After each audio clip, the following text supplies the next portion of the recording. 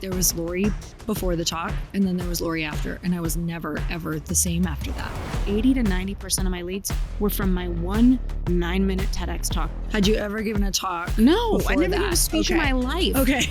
I ended up getting 6 book deals offered to me, 40 speaking engagements. My keynote fee went from $5,500 to $30K per talk. Wow. If you are a speaker, if you want to be a speaker, there's no faster way to none. Get your speaker reel, like a real speaker reel, than having a TED Talk. You learn you have stories that you didn't think were stories. And a lot of times it's the small things that are the big things, like that actually makes the best speakers. The everyday is some of the most relatable content there is. And so making magic out of the everyday, I think, is where the sauce actually lies for people, and being relatable and being vulnerable. I love this so much because it is a move that will require so much from you, but you can't imagine what that's going to do for your career.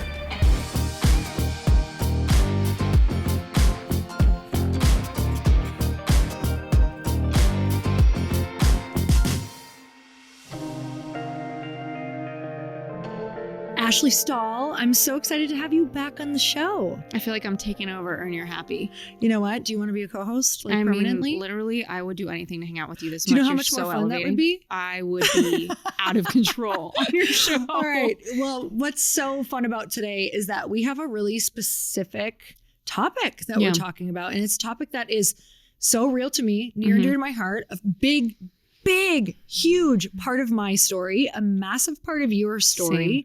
And I believe that this show is going to change the trajectory of some people's lives for sure, hands down listening, who are going to be brave enough to say yes and raise their hand to what we are about to talk about. Yeah.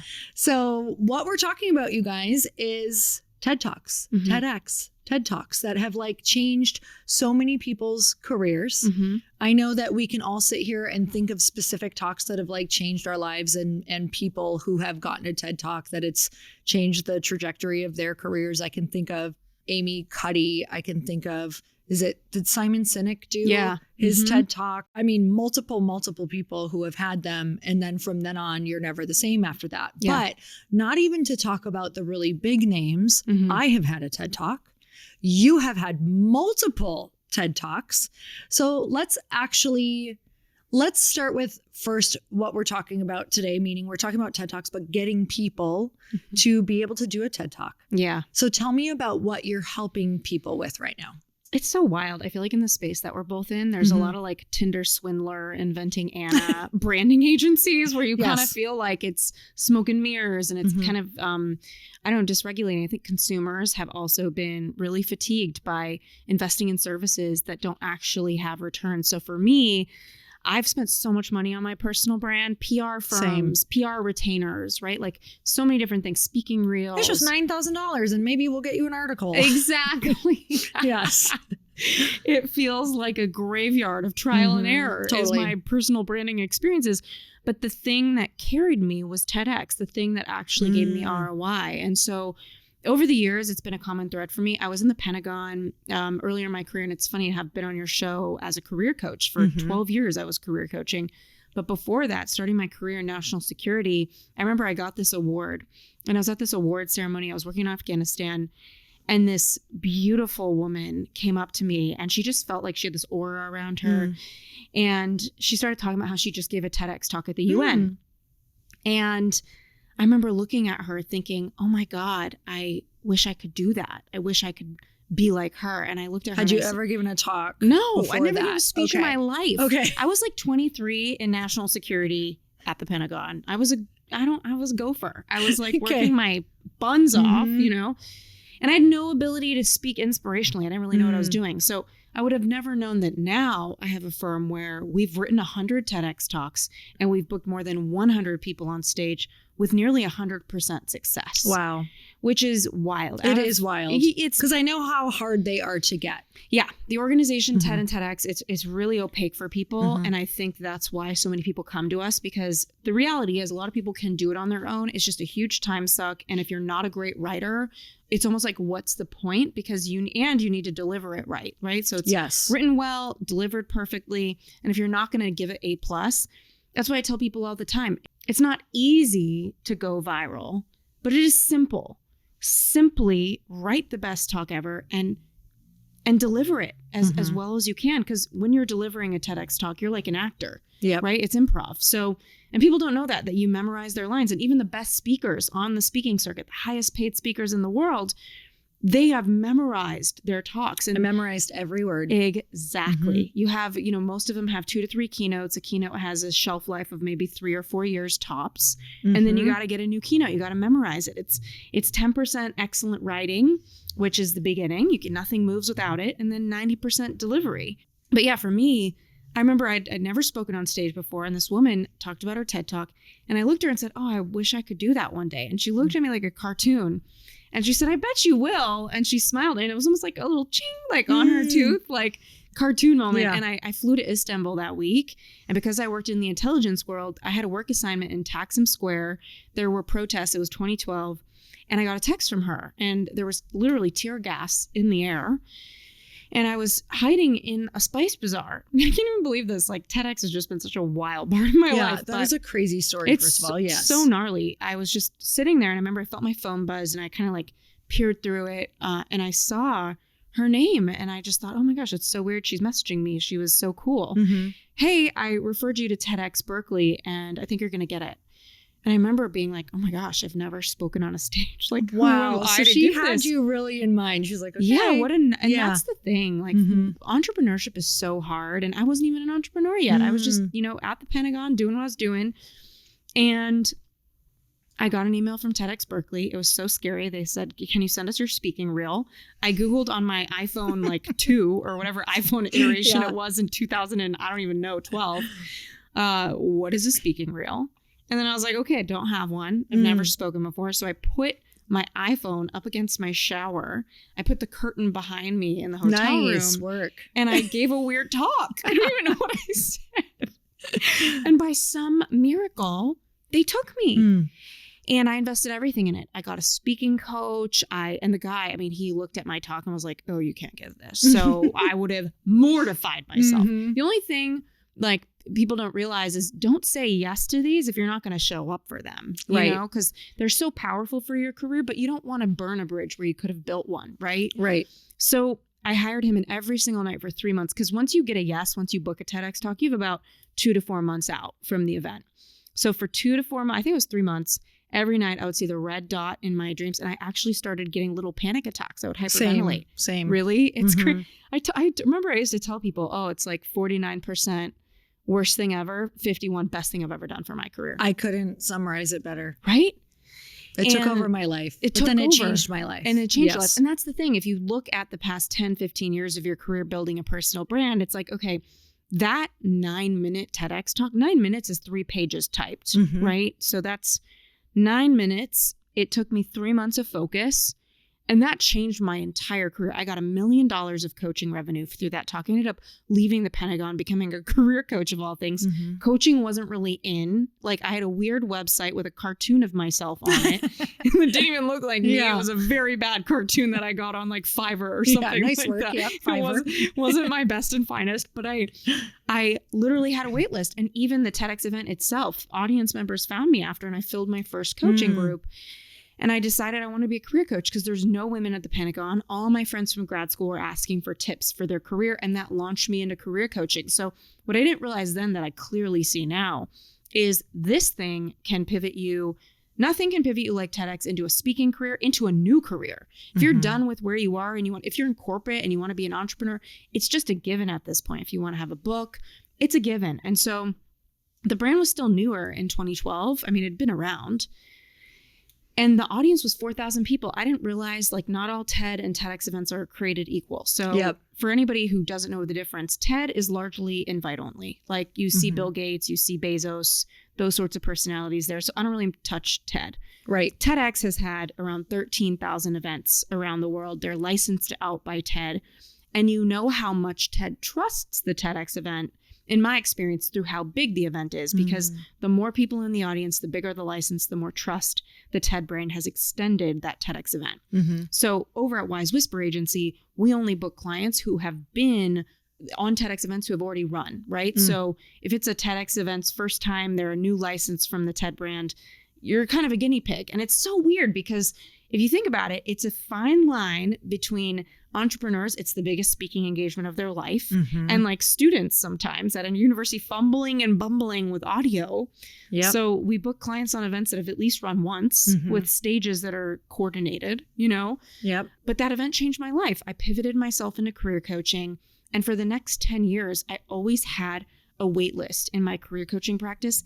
And I would say like 80 to 90% of my leads were from my one 9-minute TEDx talk that I creeped myself out about for 3 months, but it totally transformed my whole life.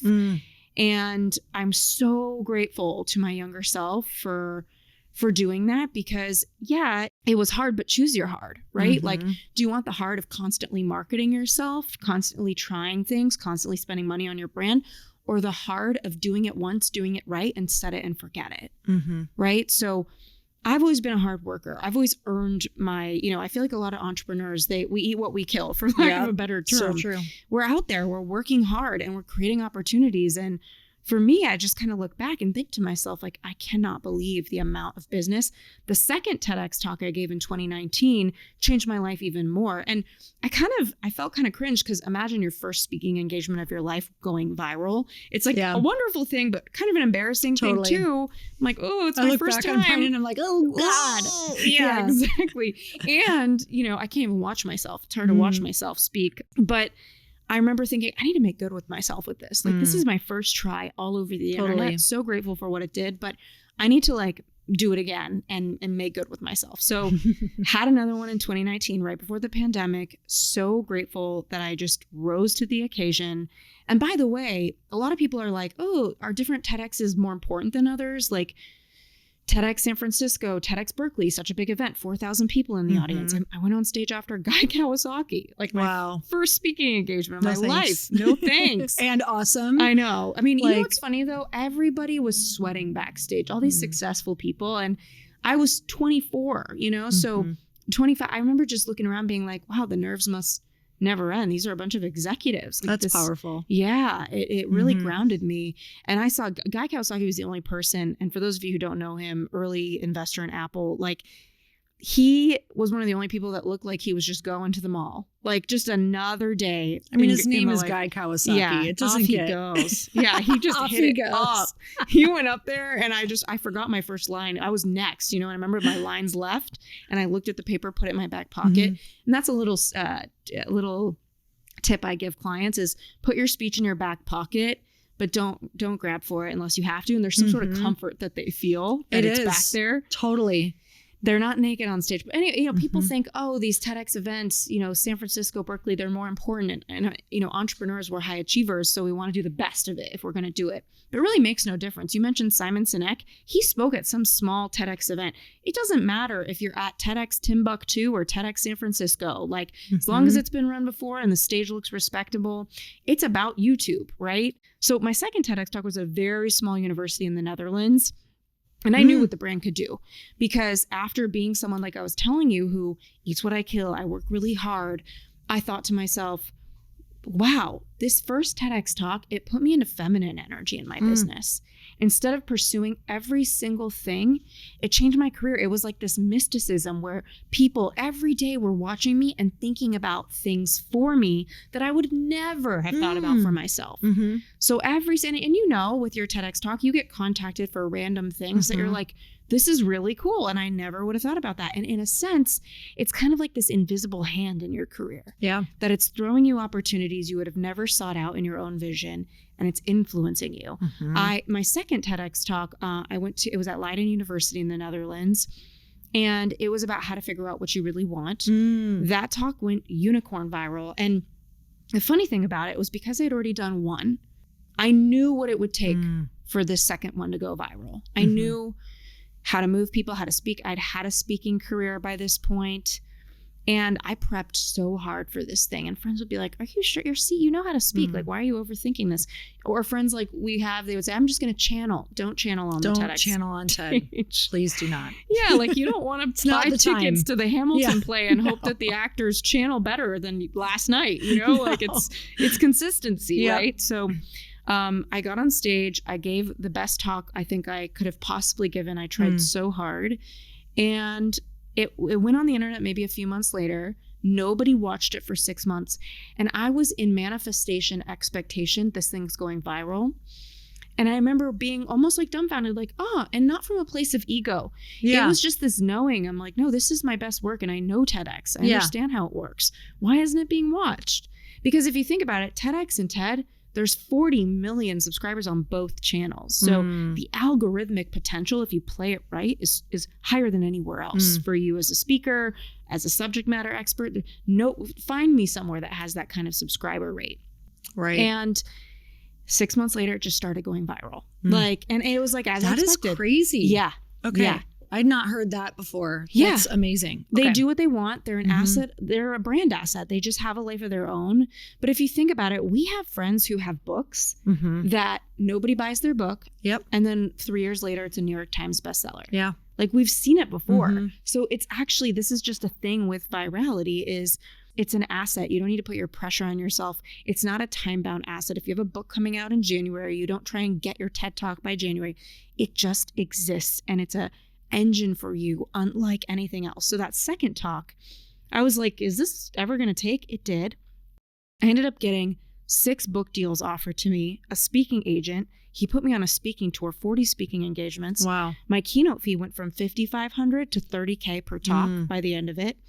And I got an international licensing deal on my online courses because what I didn't know about TEDx is that if you do well on the TEDx channel, it gets taken on the TED channel. You get a complete second wind. Right.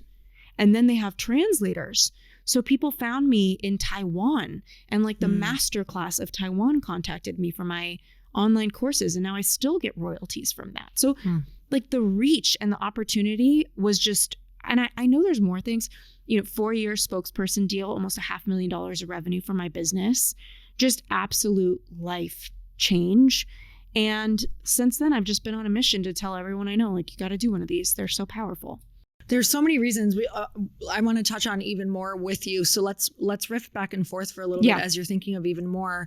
Some of the things that I was thinking that happened through mine, and as you're talking, and just other things that people can use it for, is like, it's like you said, it's like a search engine. So when people are searching for a question or a title, like your second title was how to figure out what you really want. How do you figure out what you really want? Yeah. Like people are actually typing in something similar to that. And guess what all comes up?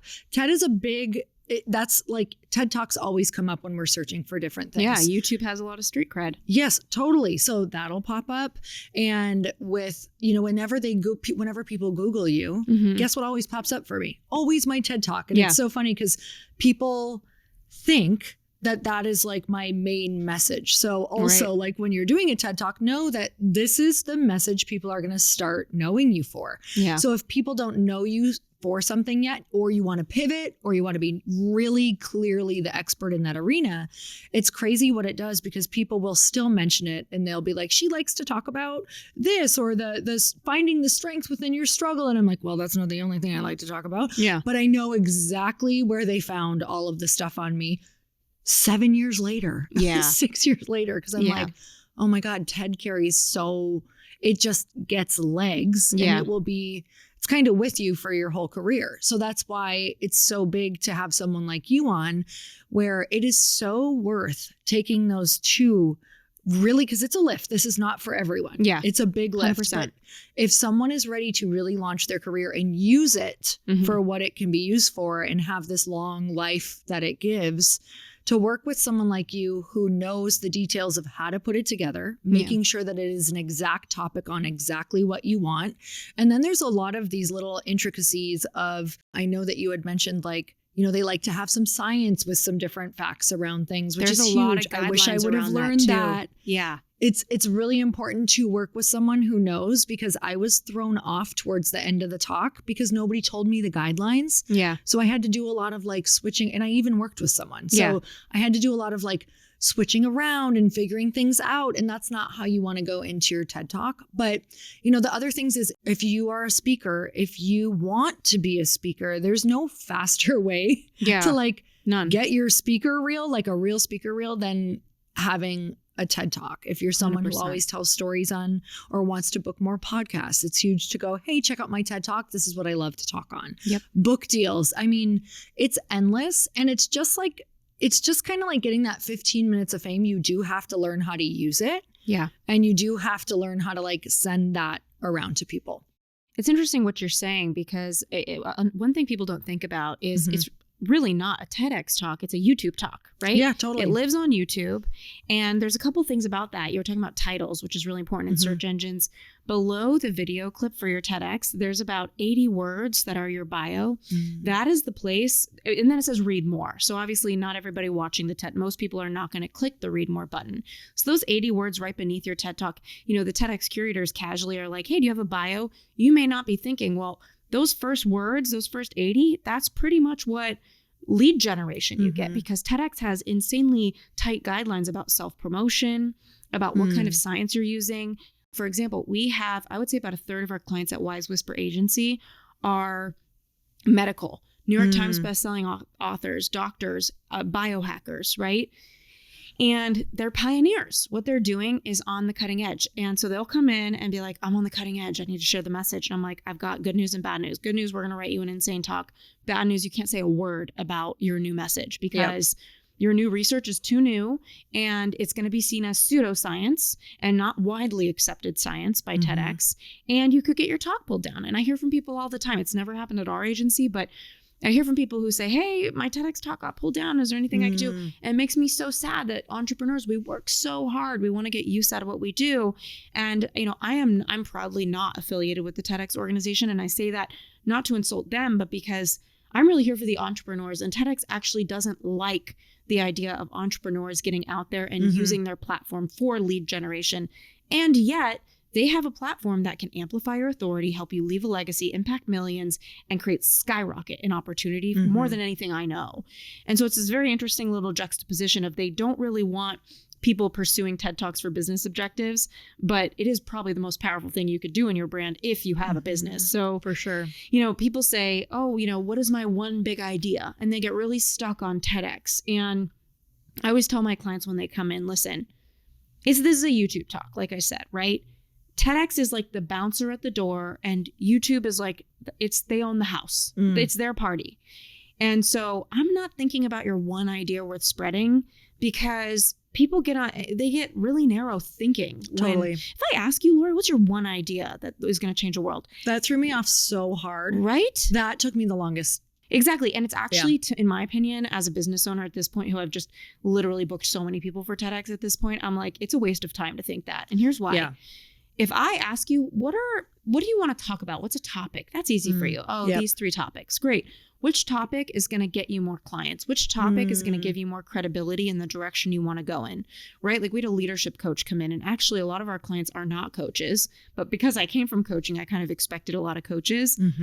And she's a leadership coach. So after kind of sniffing around, and she was really stuck on the idea we're spreading, it became clear that she goes into corporations and she helps the employees with burnout. That's her special sauce. I'm like, great. Talk to me about what is the thing you say to people, 1, 2, 3, 4. If you could only have 3 or 4 conversations with people that you help from burnout, what are the most important things they need to know? What are the things that you see them pay more attention to you with when they're talking? I'm looking for people's best content, because that's what's going to do well on YouTube, not the one idea we're spreading. And I don't just have, we're completely done for you. So in 4 Zoom calls, we pull everything out of our client and we write the talk. It can take up to 80 hours for our speechwriter to write a talk. And we have a creative director. One of them worked for Steve Jobs. So the amount of visionary excellence on my team, we're able to say, just give us your best thoughts. Give us the most important topic. We'll weave some messages throughout. We'll tell you what's an idea we're spreading by the end of writing this talk. Don't lead with it, end with it. Look at everything you've said and make it make sense. And there's a big difference between a message and a theme. And I'm just learning this now with so many talks under my belt with my team. We've got 10 speechwriters. And I'm realizing a lot of people get confused between this. So for example, the leadership coach, we opened up her talk and we were kind of trying to figure out, like, what do we want to open up about? And we have a very intense intake form, because our client's commitment is filling out an intake form, showing up for 4 Zoom calls. That's it. So we go through the intake form, we go through their life stories, their moments. We ask them for a life timeline of moments that really affected the way that they think, or inflex points, impasses. What are some big decisions they've made that change the way they see the world? And by doing that, we get this portal into their lives and we see these themes, right? So for this person, we could have opened up the talk with the moment that she realized she was burnt out. She was in the hospital, right? But we chose to open up with a moment that she was having fun for the first time in a while, and how warm the sun felt on her for the first time, because it was almost like she had worked so hard. She'd lived her life in so much rain that she was wondering, like, can the sun even feel this good when you haven't worked this hard, right? And we realized that the theme for her talk was about fun. And that's not a message. It's just a theme.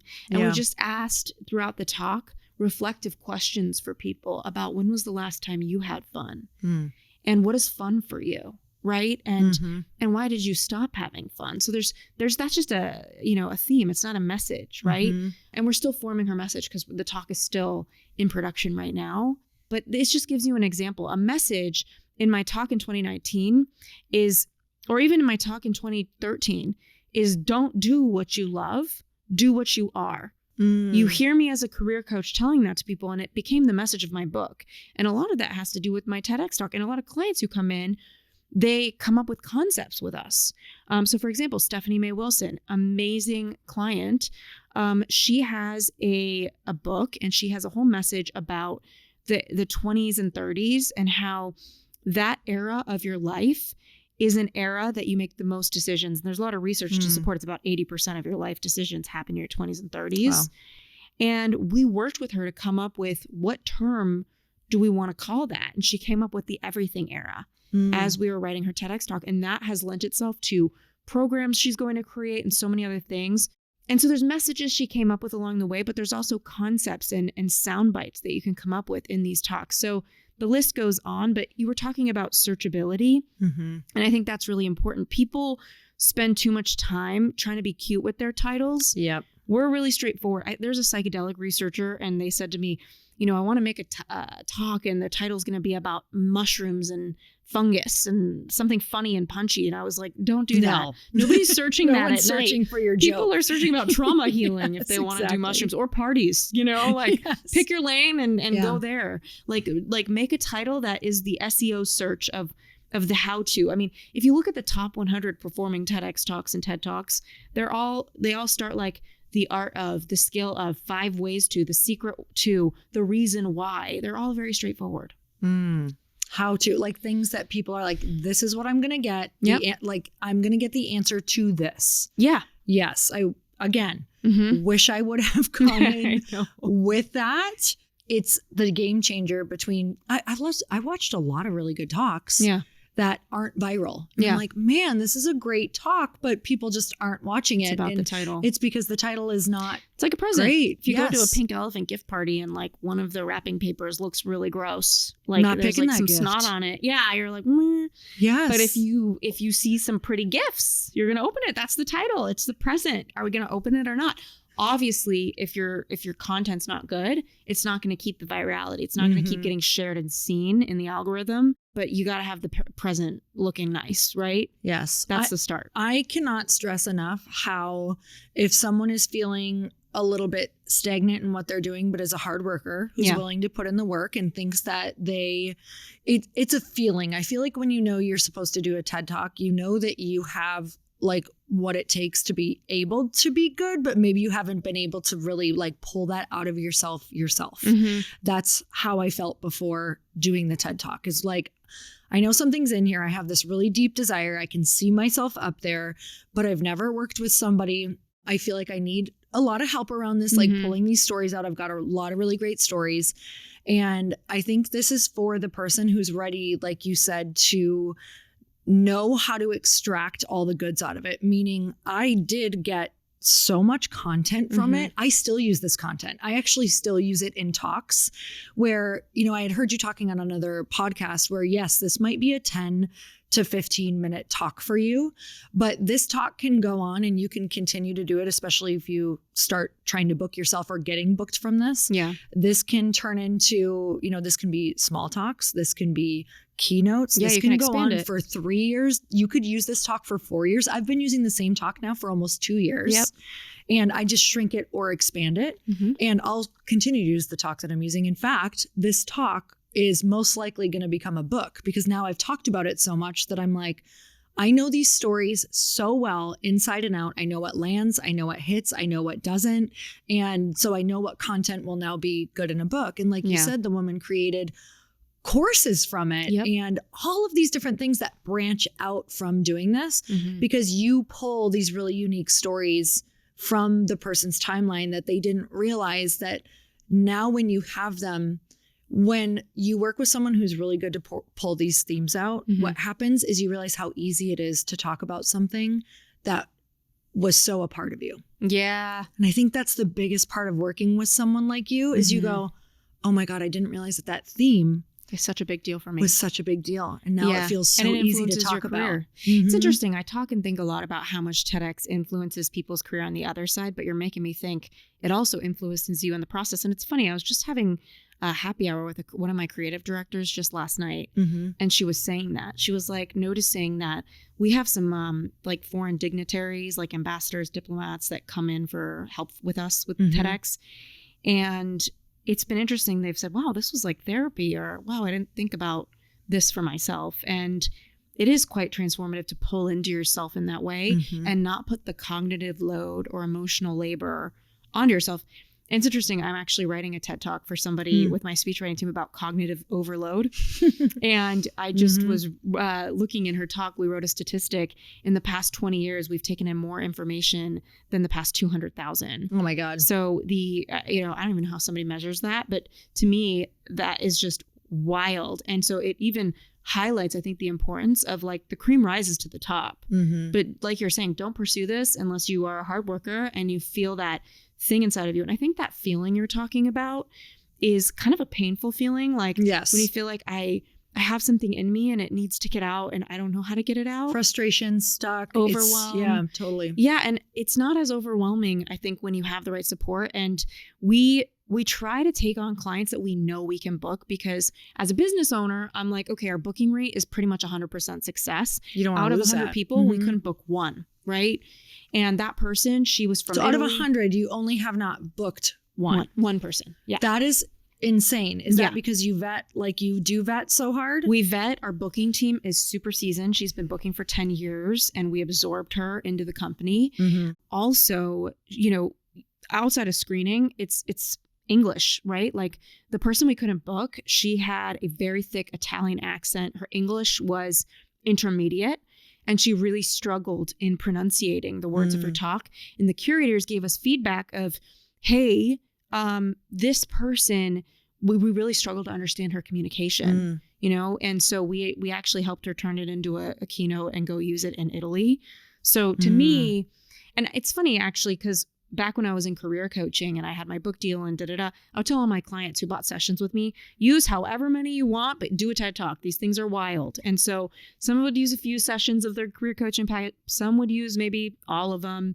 And I would refer them to this booker. And that was when I got the confidence to create Wise Whisper Agency. I was like, damn, this booker is booking everyone. And it's a slow roll. It can take up to 1.5 years, even 2 years to get booked if you're somebody that. And so the fastest we've booked somebody like Stephanie Mae Wilson, we booked her in 6 weeks from when we finished the draft with her. So you write the talk first. Yeah. Then you do the booking. Yeah. Yes. Exactly. And we have all sorts of different things. And we're very cognizant not to sell more things to our clients because we just want to be excellent at what we're doing. Yes. We don't want to be the everything agency. We are the agency that really has figured out TEDx. And like I said, we're not affiliated with them. And there's some freedom in that. Like I just kind of am an entrepreneur watching what their systems are. And because the booker has booked 100 talks, she intimately knows what's going to get you banned from the TEDx channel, what's not going to get you signed up. And so these have been some very key things that we've used with us. But it's fun to hear you say that you kind of like self-discovered through it and that you built a keynote. And that's huge for me. Like when I got my first one in 2012 and I was working for Obama administration, I found a speechwriter who worked for the president. I'm like, hey, can you give me some tips? Like I've never spoken before. And this guy, like, bless his heart, he literally walked me through, here's how I write for the president. This is the opener. how long is the talk? 10 minutes? Okay. Even in a 30-minute talk, you can't really do more than like 3 talking points. Correct. So he kind of helped me structure it. And that's what clients have said, because we just started offering clients to upgrade their TEDx into a keynote, but we weren't offering it until we were ready, because we were just getting our systems down, getting things perfect. And I tell clients, I'm a straight shooter. Hey, if you have the team and you have a writer on your team, you just got gold from us. You got a 12-minute talk that's gold. All the structure is there. If you have a writer that you love on your team, you can go have them upgrade it for probably a more affordable price. You don't need to hire us to do that. We are brilliant at pulling the magic out of somebody for TEDx. Can we turn it into a keynote that's epic? Yeah. But I think that that's been a blessing for a lot of clients who come in, is they're like, oh, this gives me structure. Now I could just make the 3 talking points longer. Exactly. Now I just can make my opening story longer, but the bones are there. And I think that creates momentum, which is a good feeling to give people.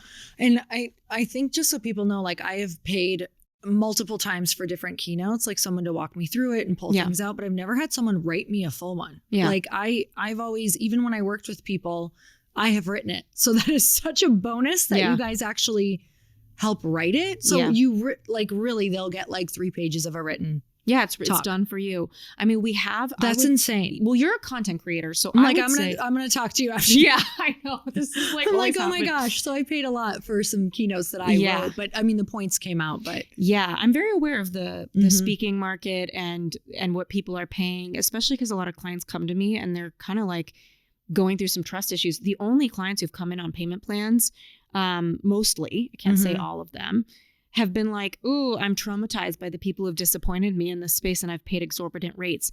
Clients have come in and said, we've paid $50,000, $100,000 for a keynote done for you, written for us. Because for a really seasoned speaker, they want people to pull the magic out of them. And it's hard to read the label when you're stuck inside the jar. Like it's helpful for a talented communicator. And for me, I want to be a 10Xer, because these 2 TEDx talks that both went viral for me changed my life. And like, I feel the sadness in me just saying this, because like, we both have worked hard, Lori. It's hard. What we've done is so hard. I went to the gym today and I really didn't want to go. And there's this voice in my head that I said to myself, I don't feel like going. And the voice responded and said, who cares how you feel? Yeah, exactly. And I have that same voice. Right. And we kind of come from like, you come from an interesting world of like fitness and like health and wellness, but then also like psychology and spirituality. So it's like the psychology and wellness people are like, well, you don't have to go to the gym every day. Take care of your body and your spirit. Maybe the best answer is not going to. The other people are like, go to the gym. Forget how you feel, right? I'm somewhere in the middle. Same. But, you know, when I tune into like how hard we work, I'm just so passionate about what we're doing. My firm is not the cheapest on the market. We've had a lot of people come in that are like, oh, I paid $10K for this and like nothing happened. And that's why even with our booking team, I'm like, guys, it's probably anxiety inducing for our clients to wait for 6 months, 10 months and for their booking. We should update them every 6 months. Like, hey, you've been pitched to 100 curators and you've made it to 10-second rounds and one is still considering you now, right? Like sending these updates, because it's just such an opaque, overwhelming process. But I do think we're the best. And the standard, Lori, of people on my team, just last night, I was watching one of my creative directors, because I'm having a hard time letting go and just trusting that everybody can do everything without me. I was sitting on a call and I'm like, I think she's smarter than me. I think she's better than me. And it was so freeing as a business owner to be like, wow, I found the sauce. I found the standard. And, you know, there's different people, different creative directors I need to train more than others. And they really direct the direction of the talk with the speechwriter on the line and the client. But it was so powerful to realize, like, it doesn't have to be this hard. And people who, you know, think at a 2X or a 3X level, they're the hard workers and they're doing all the PR things. They're spinning their wheels like a hamster. And I just hope, even if they don't hire my firm after this episode, that they just remember, like, there's efforts out there that are going to 10X what you're doing. So let's say you're lead generating in your company. You don't want to do a TEDx talk. Well, are you talking to a bunch of small companies that could be referral partners for you and they have 10 clients and they're a small business? Why don't you go to the company that has 1,000 clients that they could refer to you? Like, let's go 10X, right? Let's think bigger. And so for me, TEDx has changed my life because it has shown me it doesn't have to be this hard. Yeah. And you get, I mean, at the end of the day, you have learned how to give a talk. Yeah. You learn what talks you have in you. You learn that you now have 10 years of content, truly, because you go through this insane process of pulling every story out that you didn't even, I think the cool thing is you learn you have stories that you didn't think were stories. Yeah. And a lot of times it's the small things that are the big things, like that sometimes, like that actually makes the best speakers. And I think through that process of everything you go through and what I know that I went through, you know, I was saying this before, but like there was Lori before the talk and then there was Lori after, and I was never, ever the same after that. Yeah. And things just seemed possible after that because I believe if you can do that, if you can get up on that stage, if you can memorize 3 pages, I had a belief that I didn't have a good memory. So you can imagine how that played into this. Like I did not believe I could memorize a talk, and my talk was 18 minutes long at the time. 6 pages. That's a lot. I memorized all of it. Yep. And I didn't believe I could memorize a paragraph. Like that was a core belief. I didn't graduate high school. I was positive I couldn't do it. And you learn how to memorize. You learn all these different things, but it rocks you. It truly rocks your world. I mean, the woman who went before me did not put in the work that I put in. Oh my gosh. She was taking her shoes off on stage. Oh, no. She was a scientist. Oh no. Okay. And she was freaking amazing, but also like did not have someone to work with, put it together herself. Yeah. And it just rocked her world because the monitors went out. So that's why also, thank God, I memorized. All the monitors went out because it wasn't a super seasoned team. Yeah. And she started panicking and she took a layer of clothes off. She took her shoes off and she was sat down on the stage and was like, I can't breathe. I'm so overwhelmed. Yeah. So if she would have worked with someone, I think it would have felt much more. I mean, I was freaking the F out, but I felt solid. I felt grounded because I had a whole team who had done this, help work with me. And they were awesome. But everything you're saying, like this is all you do. This is like next level of TED. So I'm so excited for people who think they want to like propel themselves forward because there are, which I'm loving the book, 10X is easier than 2X. Yeah. I love this so much because it is a move that will require so much from you. It does. It's a lot.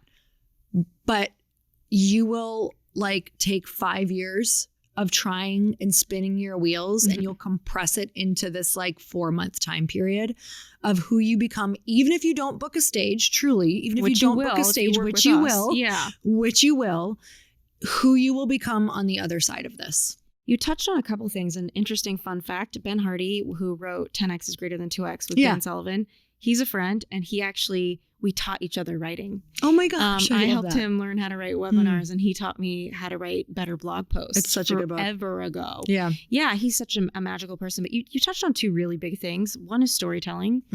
2 is memorization. So you talked about like the story that people open up with. And I want to just bust a belief that a lot of people have, and there's many, right? Like you don't have to be famous to be on the TED stage. A lot of people think that TEDx stage. It was my first talk of my life. Yeah. But you talked about like stories and how people struggle sometimes to figure out like, how do I open up this talk? What stories do I tell? Or do I even have any stories? And there's a couple types of clients that we see come in our intake forms.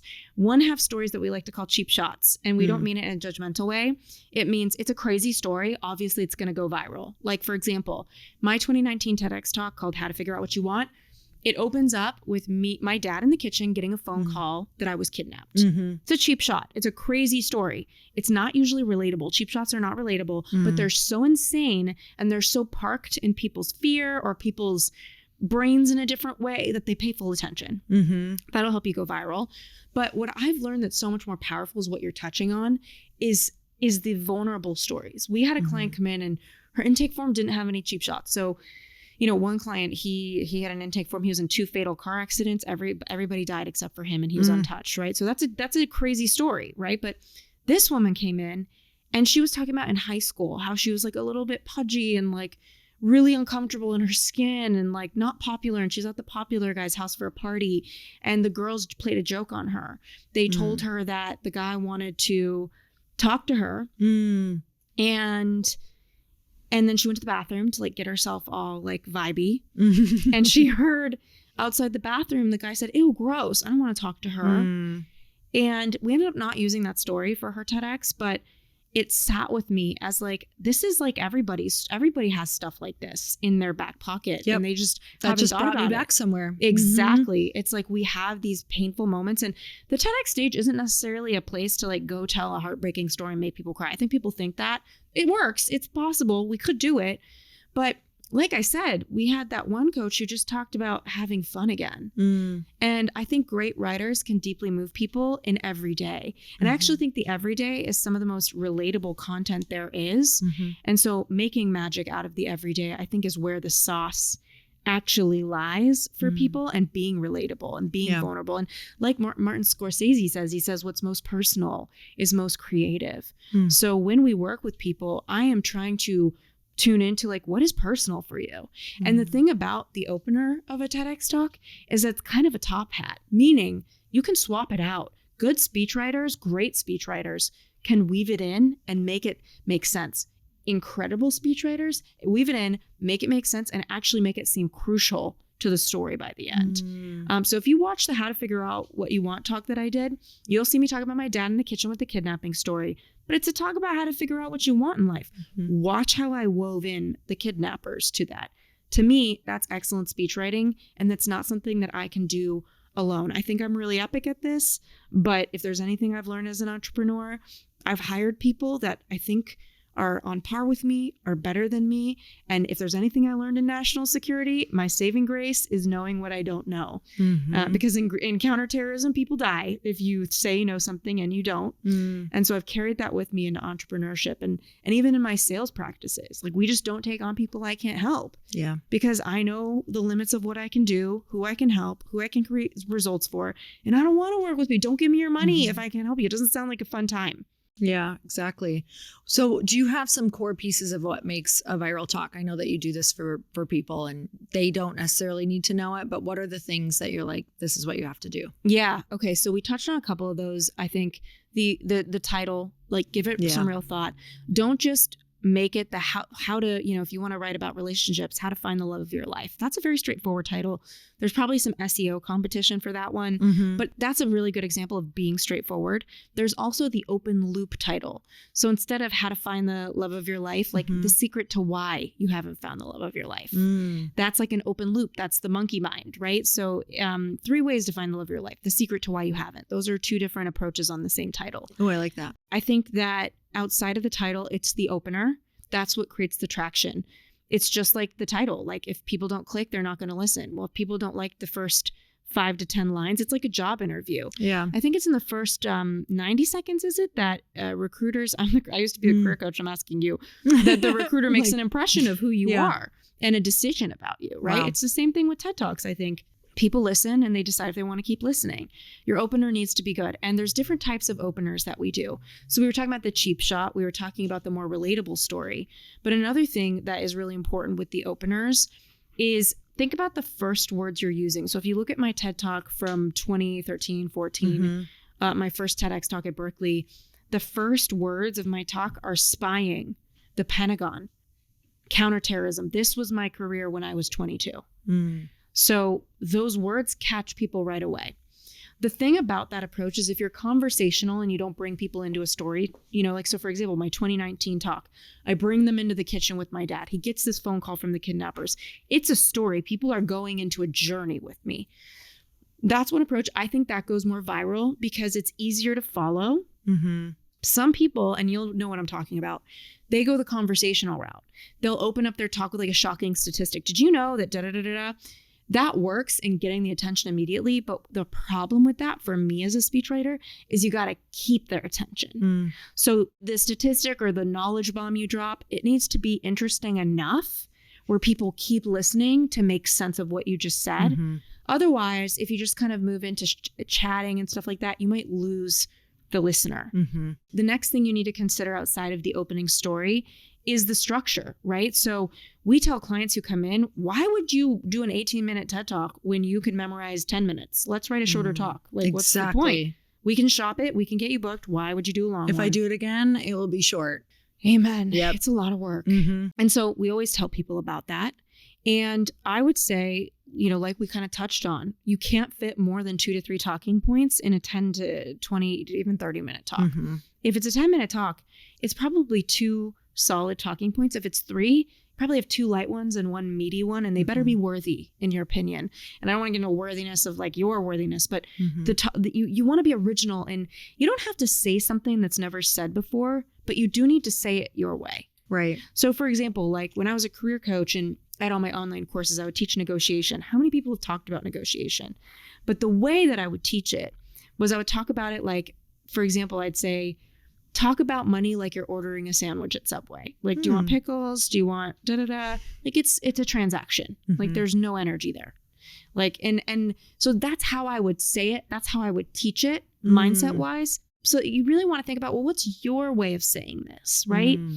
So many people talk about 10xing, right? But they might call about quantum leap or different languaging. And it's not just about the language, it's about the way that they think and the way they tell the stories. So when you think about 3 talking points, back in speech writing, it would be called signposts. Those are things that get people out of their iPhone when they're in the audience and they want to look down. It brings them back up, right? So those are your 3 points. And they could be questions you asked, actionable steps you want your person to do, mind shifts, pieces of data you want people to understand. That's more of an educational TEDx talk format. We usually stay within that. There is another type of talk that's more about a message. You've seen keynotes that are just about a message. And those are really powerful. That's a different type of speech writing. I think those do equally well. Most of the clients who come in are subject matter experts on something, and it makes sense for us to take the educational route. So that's the route that we've really focused on. That's powerful. I love, everyone who's listening can find themselves in different ways of speaking. So I think where people can get caught up and where I had gotten caught up in the past is looking at people and thinking I had to be that way. But really good speechwriters will help you be you on stage and like kind of find like, I think that sweet spot of where you feel really good up there. And even though it's going to take a lot of work, there is a place where you kind of fall into a groove where you're like, oh, this message, when the message feels like you can feel like you up there. And I think what you guys do is like pull that version out of them. But better. Like people are like, I want to sound like me. I'm like, meh, I want you to sound better than you. Better than what you think you can possibly sound like. But be you the best you. Because like, I think, I don't know, like whatever that proverb is, it's like, it's easy to go fast. I don't even know what it is. You go fast when you're alone, but you go far when you're together. I think that a TEDx talk is just not something you should do alone. And even if it's not with my agency, just anyone listening, I really hope they get some support, especially personality types. I'm an ENFJ on Myers-Briggs, and I don't live or die by those. I'm pretty sure you're probably the same, ENFJ. I think so. It's been a little bit, but I think that's what it is. A lot of our good girlfriends, Lori, we're all ENFJs, which Obama's an ENFJ. I think Oprah is. It's like diplomatic, like, content creator, have things to say, inspired by communication, ideas come through communication. We do best with brainstorms. And so a lot of content creators come into my business and that's what they need. And it makes me sad to think of them like, how the heck are you going to sit with this thing in a coffee shop by yourself? It sounds like a lot. That's why I was literally stuck for so many years and things didn't move forward the way that I wanted, because I thought I was just supposed to sit here and get it. And then I'm like, oh, now I do nothing alone. Literally. The original ideas and getting things out, I never do that alone anymore. If I know I have, like I had just recently got booked for a big keynote and it was an audience that I knew is not my normal audience and I wasn't comfortable at all. And I was like, hey, who do I need to make myself comfortable? Who can help me get something out that will also feel like me, but be a fit for this particular event? And I was like, there's no way I'll do anything alone anymore. I mean, it will take you so much more time. It would have taken me probably 30 more hours than it took me. For real. And I'm not even joking. Like it can take me so long to pull things out that I aren't there unless I'm with someone else. Well, and what you're sharing is about really excellence, right? And it's interesting, like hiring people around you that are excellent is such an up level. It's also like knowing that what you talk about is like representing you right, and feeling good. Because when we feel good, we push. Like when I talk about TEDx, like my sales for my company has been the easiest thing I've ever done. And I think it's because like I'm just alive about it, number one. And number two, I have the right people. I have the right who's around me, like you're talking about, of who is going to help me. And I feel so good about who's around me that I think it translates into people coming in because I'm just like, yo, we are the best. I know it. I'm so impressed. I think I've never heard of anyone who, number one, can, write like write the speeches, write viral talks, and then also book 99. Yeah. It's wild. Of 100 people. And it's like, I think you have all of your processes in place, and that's so exciting. So tell me, what does it look like to work with you? How can we work with you? Yeah, it's funny. In my book, I open up my book U-Turn. I open up with how it's preschool graduation, and they asked who I want to be when I grow up. And I said I want to be a poet and a mother. And I think I just met the right guy the past like 8 months. So hopefully I'll be a mom with him. Okay. I don't know. But I feel like it took me all 37 years of my life to come back to this business and be the poet, you know, because that's really what I am. How does it look to work with us? So we're totally done for you. You reach out to us. And by the way, anyone who does, if you say you're from Lori's podcast, within 60 days, $1,000 off. Like, please let us know you found us through Lori. So you'll reach out to us, let us know you found us through Lori, and we'll do a call. Usually it's with me. And I will get a sense of whether you're bookable, whether it's a fit for you. I'm really careful with that because of my numbers, because of our success rate. If it is, and you're ready to go, we'll sign you up. Usually we need a couple of months because our speechwriters, they've written movies, they've written multiple New York Times books. They're all allocated. It's been so hard for me, Lori. I've interviewed over the past like 8 years because I had a ghostwriting house for a while. We've gone through at least 1,200 resumes to find these 6, 7, 8 people that are helping us. So we can't really work faster. Right. So clients wait a couple months for so their it's start limited. date. Space is super limited. Yeah. Yeah. Like we take on no more than 5 a month and right now. And I don't know how much we want to scale because I just love what we're doing. And you like your numbers. Right. You're like, I like getting people booked. Yeah. I like everything. And I just don't know if we're everybody's everything. But after that's your start date. You have 4 Zoom calls over 2 months, 90 minutes each. We pull everything out of you. Our intake form should take you probably a couple hours. So your commitment is 2 hours intake form, filling out your life moments, questions we prompt you with. We go through it before we meet with you. And then on those 4 Zoom calls, we pull everything out of you for your TED Talk. The first Zoom call is the brainstorm. Who are you? What do you want out of this? What's the best topic, given what you want out of it? And what is some of your best content? We go through your intake form. We look at your stories. We start to get a sense of what the opening story is.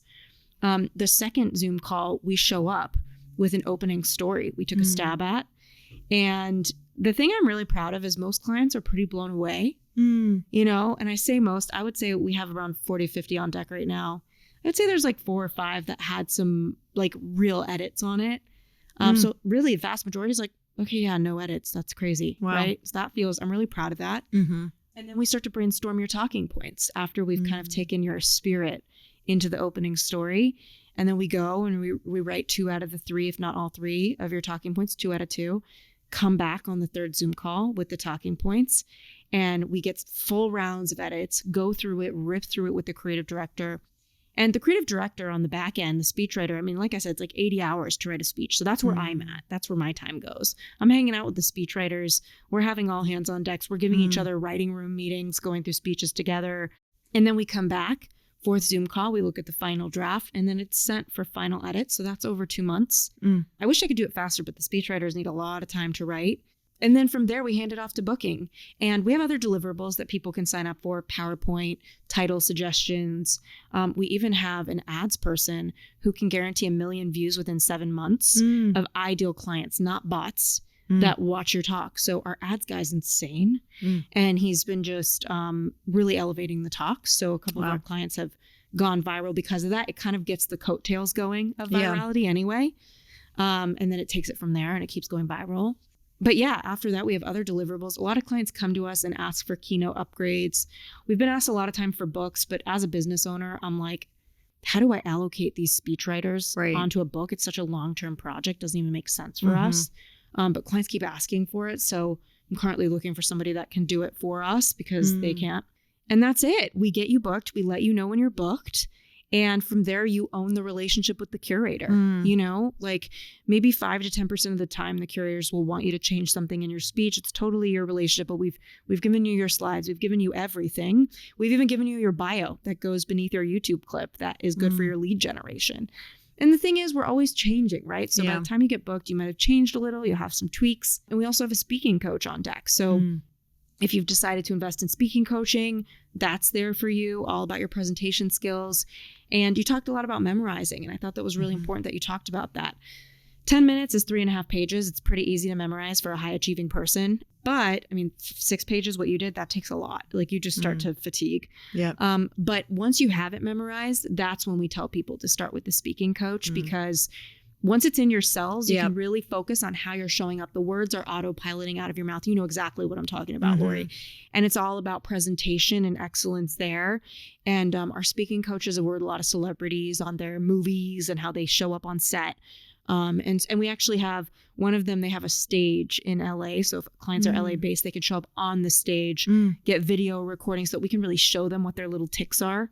You know, so for example, some people, they feel so small on stage. It's almost like Darwinistic, where it's like everybody's looking at you. You just feel a little overwhelmed by that when you're a speaker. Yeah. And so we've seen some speakers, they put their arms too close to their sides and they look like a weird cartoon with their hands. Like a T-Rex. Yeah, like a T-Rex, like little T-Rex hands. And we try to, our speaking coaches help them see that on video. Like, hey, spread your hands out. It's a big stage. There's a lot of space for you there. You don't need to look like a weird T-Rex. So these are just little things we help with. Did you hear that one when I was first trying to figure out what was going viral on TEDx?